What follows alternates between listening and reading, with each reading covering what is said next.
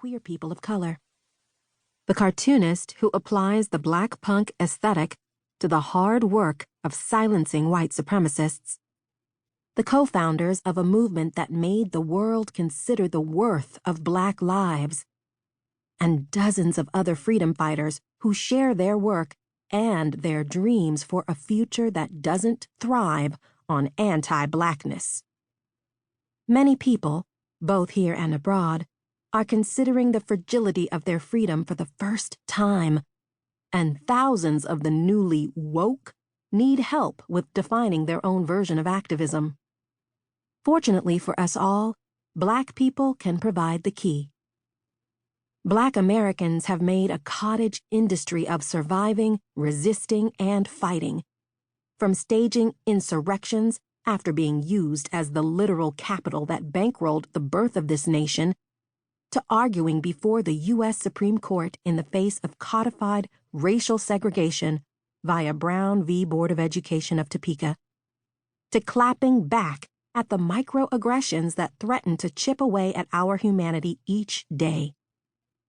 We always find a way to stand rooted in the face of oppression. You want to talk about patriots? We honor the principles of democracy at every turn, even when the people charged with implementing those principles don't honor us. This ain't new to us. Whether we're singing, sitting, marching, researching, prosecuting, creating, laughing, studying, organizing, dreaming, building wealth, or drawing on spirit, we battle life-threatening forces as a matter of course. Why should this moment be any different? What this book isn't. Although we sought out a diverse group of contributors, this collection isn't exhaustive.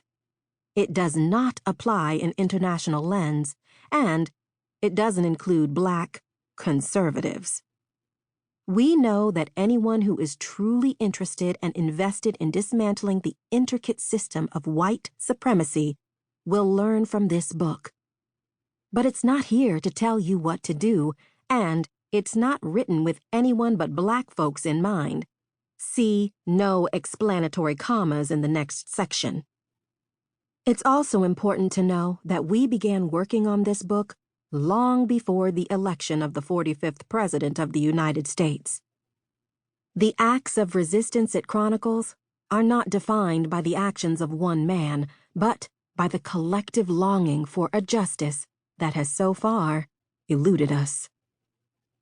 What this book is. How We Fight White Supremacy is a curated, multidisciplinary collection that serves as a showcase for some of our most powerful thinkers and doers. It starts in the middle of a black-ass conversation. You won't find any explanatory commas about our cultural mores here. Speaking of which, to reflect the permanence of our resistance, we organized the book according to Black conventional and contemporary wisdom, with chapters like Laugh to Keep from Crying, our gallows humor, Get in Formation, grassroots organizing, and Love Me or Leave Me Alone, how we love ourselves whole. Each chapter starts with our take on why a particular category of resistance is integral to the fight, and ends with our very personal reflections on the matter. Seriously, this collection has everything. Thoughtful interviews, am I really crying right now? Essays, ridiculously relatable fine art, unexpected profiles, crying, laughing, emoji face funny fiction, reflections from everyday people on their everyday resistance, Get Hype playlists, and more. All breathe in these pages. But most of all, this is a book about freedom dreams. We're well aware of the problems we're buried beneath. We can feel the weight of them on our limbs, the heft of them in our abdomens as our second brains gnaw on the indignity of it all. But what does it look like for Black people to claw our way to fresh air? What does freedom feel like? How does it taste on the tongue?